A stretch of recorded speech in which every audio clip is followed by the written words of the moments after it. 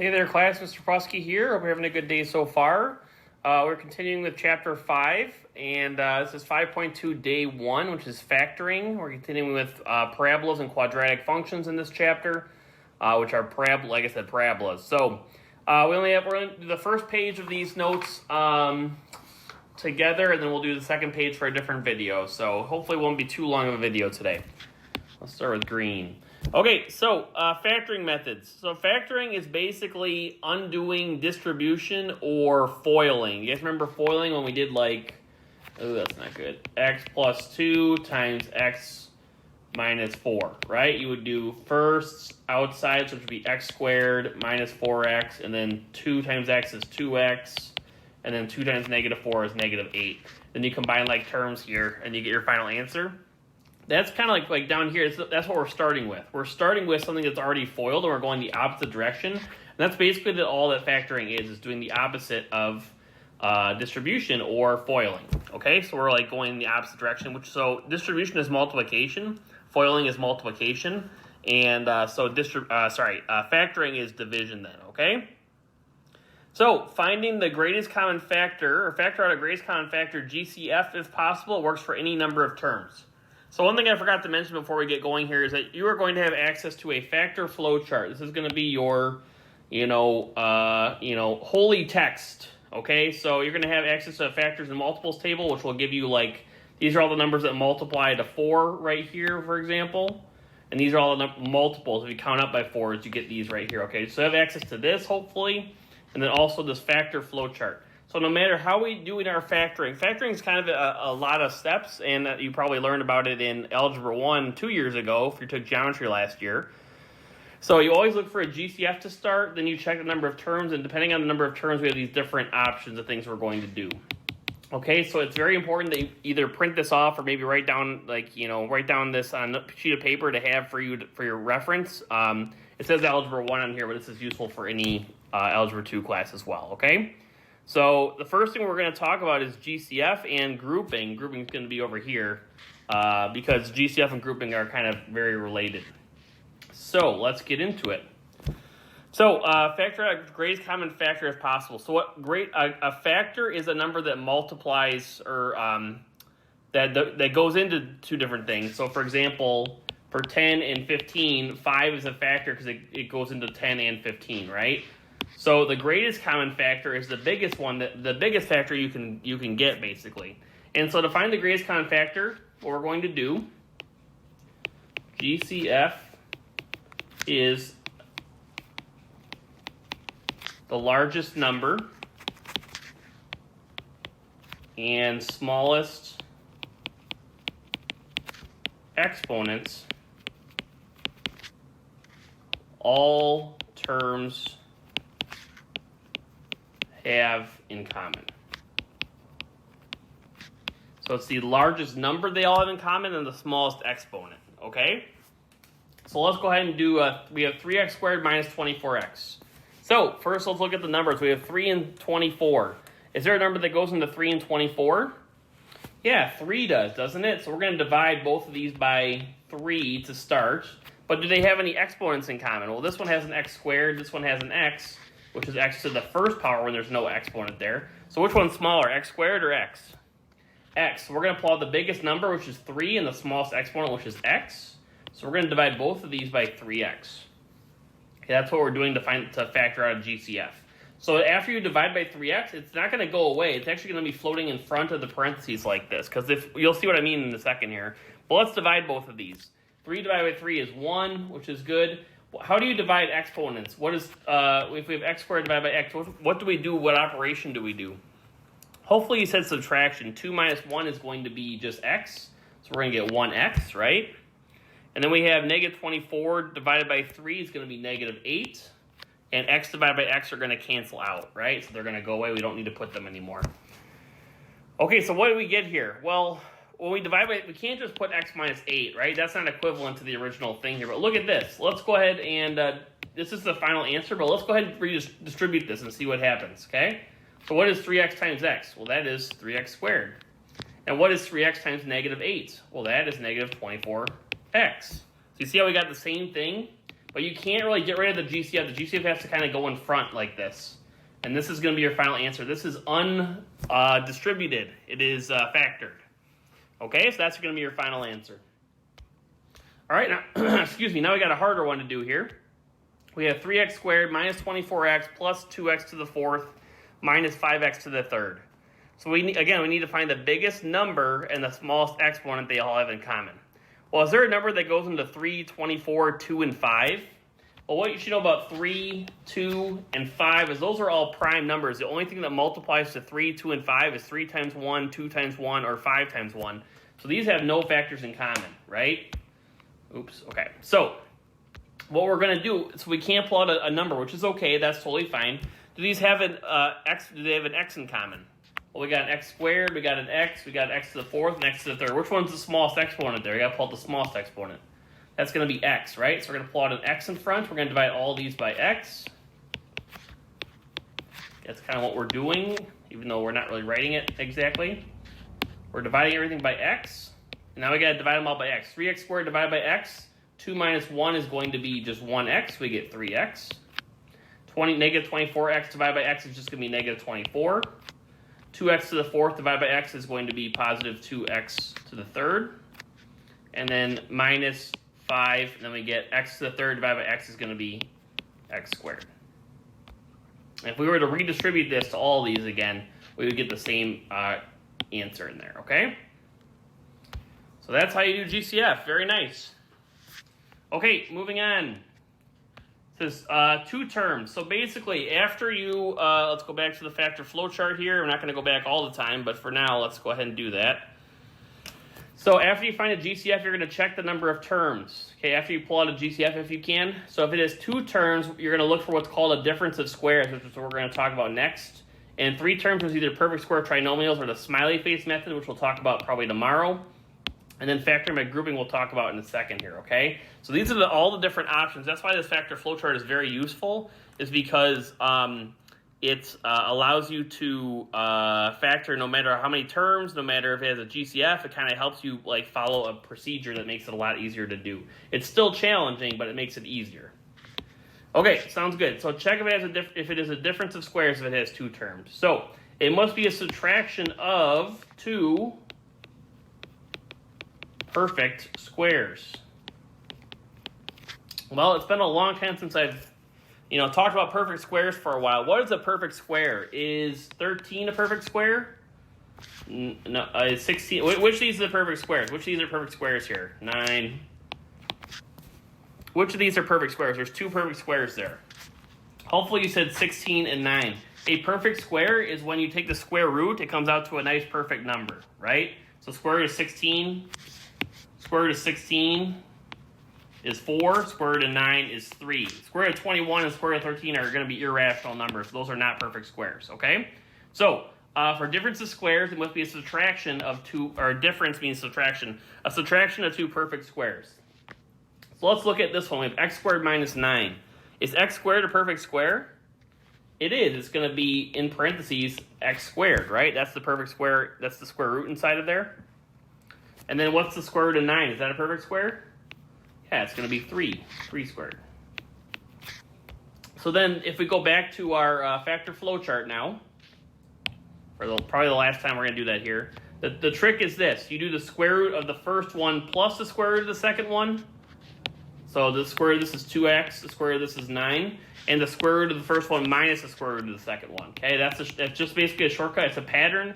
You just kind of have to know. It's not really any way that I can... It's hard to kind of teach that, okay? So it's basically seeing a pattern and identifying it. So the square root of the first one is x. We're going to put x and x here. We're going to put plus and minus. And we're going to put the square root of the second one, which is 3.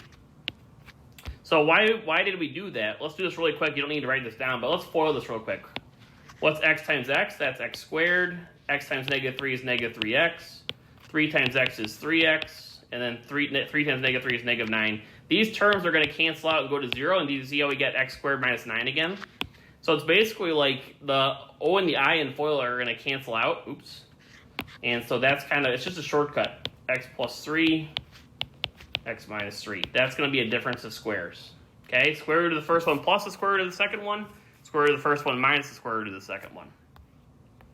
All right, let's do this one right here. So this one, before we do difference of squares, we could do difference of squares here, but that actually wouldn't technically be the most correct answer. There actually is a GCF here. Do you guys know what the GCF is for this? It's going to be 4. We can pull out a 4. So we're going to go ahead and do 4, and then in parentheses, 4x squared divided by 4 is x squared. 100 divided by 4 is negative 25. So after we pull the GCF, we can still do some factoring inside the parentheses here, right? So let's see, there's 2 terms in the parentheses. So is it a difference of squares? Well, what's the square root of x squared? That is x, right? What's the square root of 25?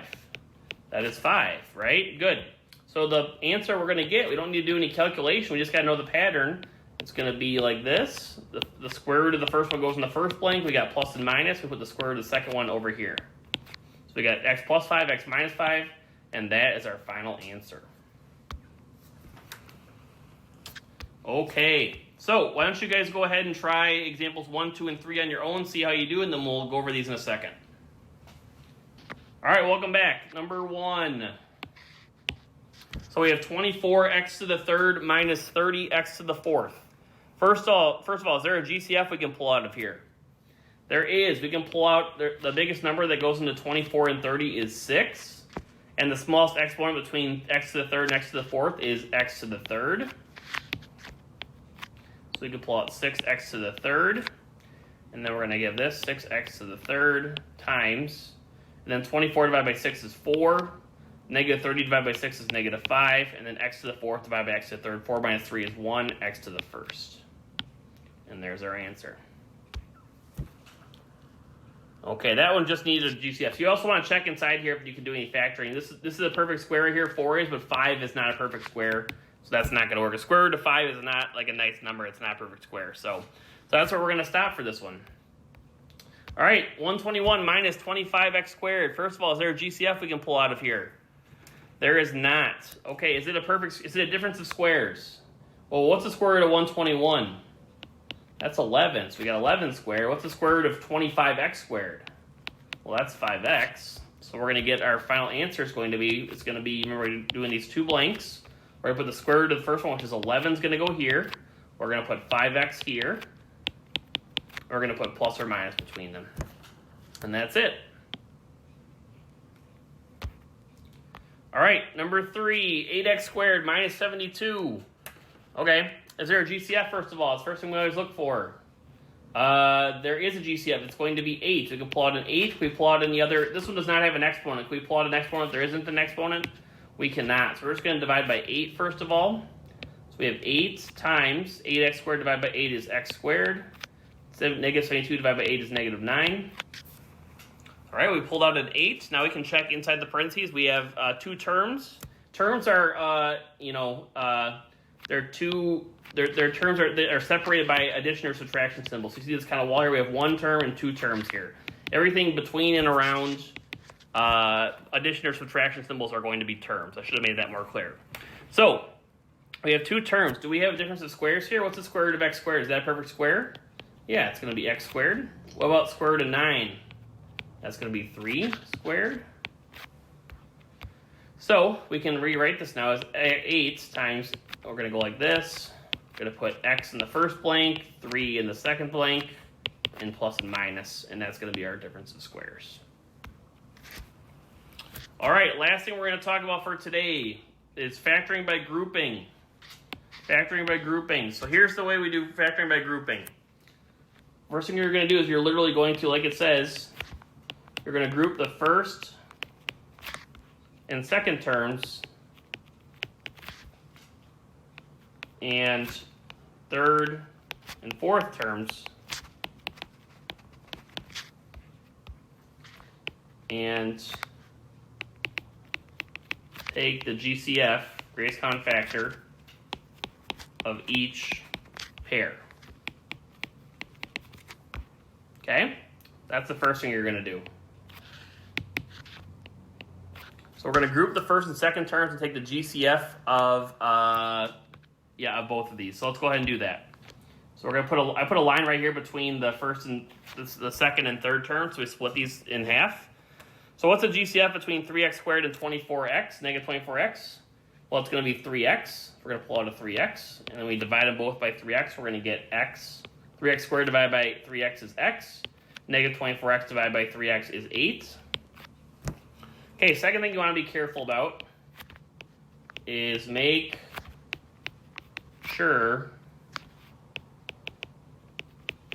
signs are the same. If not, factor out a negative for second pair of terms. Okay, so what does that mean? Well, let's take a look at the signs here. So what's the signs for the first two problems here? Well, this has got nothing here, so it's going to be positive, right? This one's going to be a negative. What about the second term? So we also got a positive and a negative. So if we had something like a positive and a negative, and we had a negative and a positive, and if it's the same, you're going to put a plus here. If it's not, you're going to put a negative here. Okay. Well, why do we do that? Well, because we want after we factor out GCF, we want the remaining GCF that comes up to be the same. So let's pull out a negative here and see what happens. It's kind of a clunky problem, but let's go ahead and do that. We're going to pull out a negative. What's the GCF between xy and negative 8y? Well, no number that goes into all of them. They both have a y in common. Let's pull out a negative y here and just see what happens. So xy divided by negative y is going to be negative x, and negative 8y divided by negative y is going to be positive 8. Do you see how we got the same thing, but these are reverse signs here? So that's why what happens when you pull out a negative, if you pull out a positive, it's going to keep them the same, okay? But you only need to worry about that if the signs are not the same. So like for this one, you would pull out a negative because you want the signs to change. But if you don't want them to change, you're going to keep it the same. So we're going to pull out a positive y. We're going to get x minus 8. I'm going to put another note over here. You did it right if the parentheses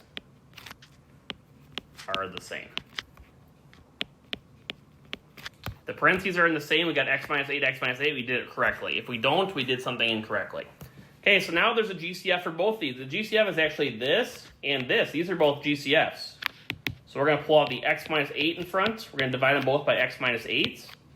And what's left over when we divide them both by x minus 8? You can divide by whatever you want. You can divide by a whole expression. You can divide by, well, not an equation really. You can divide by whatever you want. So then what's left over is going to be the 3x plus y is going to go in the other parentheses. Okay, so if we were to refoil this out, we unfoiled this, we would get back to this original problem right here. Okay, so that's the cool thing that we're doing. So this is our final answer. Factor by grouping is this. Let's put 4 over here. Let's put x minus 8, our new GCF. Factor out. Okay, and that's how you do factoring by grouping. Okay, so you group the first and second terms. You do the GCF for the first pair and the second pair. And then you just you write what the new things are. If the signs don't match up, you want to pull out a negative right here instead of pulling out a positive. And then you just pull out whatever, and if you're doing it right, these things in the parentheses should be the exact same. And then you pull those out in front, and whatever's left over is going to be your answer. So, all right, that's all I have for you today. Thanks for watching. Have a great day. We will see you soon.